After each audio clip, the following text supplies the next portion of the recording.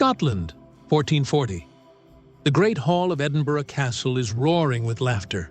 A feast is underway.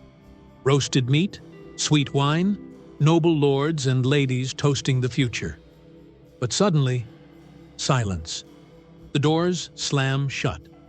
A servant enters carrying a black bull's head, the medieval symbol of death. The guests freeze. The drummers begin to pound.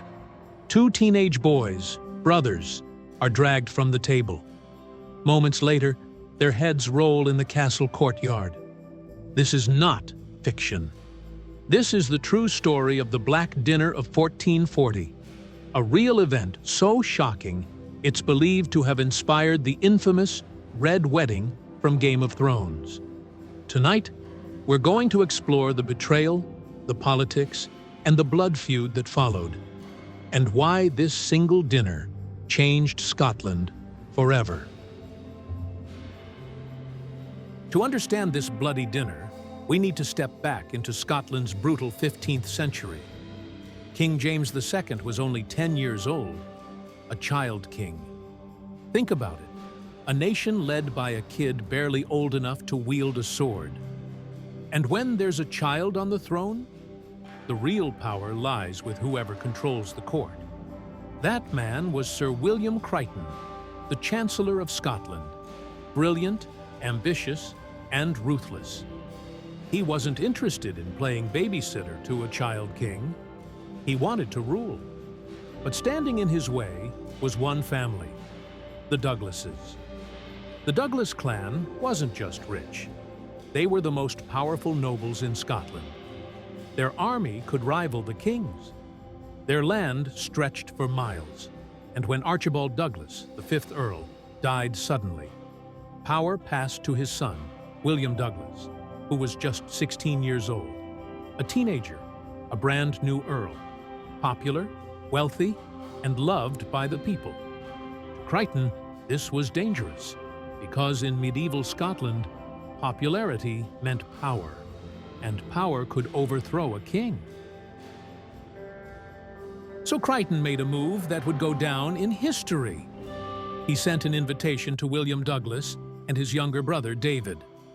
A royal feast, he said, a celebration of friendship between the king and the Douglas clan. Now, imagine you're 16, the most important teenager in Scotland, and you get invited to dine with the king at Edinburgh Castle. You'd go, right? You'd probably wear your finest clothes, bring your brother, feel proud that the king values you. That's exactly what they did. When the Douglas brothers arrived, they were treated like honored guests. The hall was decorated. The feast was extravagant. There was music, laughter, wine, everything to make them feel safe. But what they didn't know was that this dinner was a trap. Halfway through the feast, the atmosphere changed. The musicians stopped playing. The laughter faded. The doors slammed shut. And then, the servant entered, carrying a black bull's head. The bull's head was no random decoration. In medieval Scotland, it was the ultimate symbol of death, a silent verdict. You have been condemned. The Douglas boys froze. Everyone knew what it meant. Then the drummers began to play. Their thunder echoed through the hall. Guards swarmed in, grabbing the brothers, dragging them away from the table. The young king, just a boy himself, is said to have cried out, begging them to stop. But he had no power to save them. In the castle courtyard, the night air was cold, the torches flickering. William Douglas, only 16, tried to plead for mercy.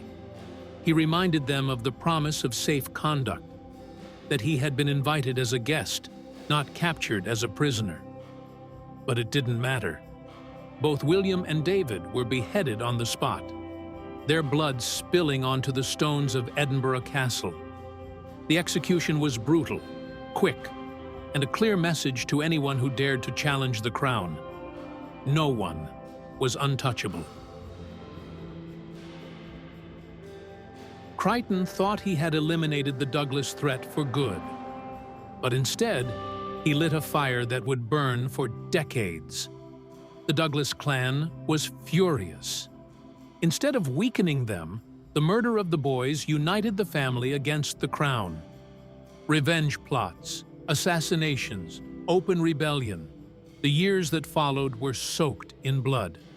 Scotland descended even deeper into civil conflict. And the young King James II? This event left a permanent mark on him. As he grew older, he became infamous for his own violent temper and obsession with controlling the Douglas family, eventually luring another Earl of Douglas to a private meeting years later and stabbing him to death with his own hands.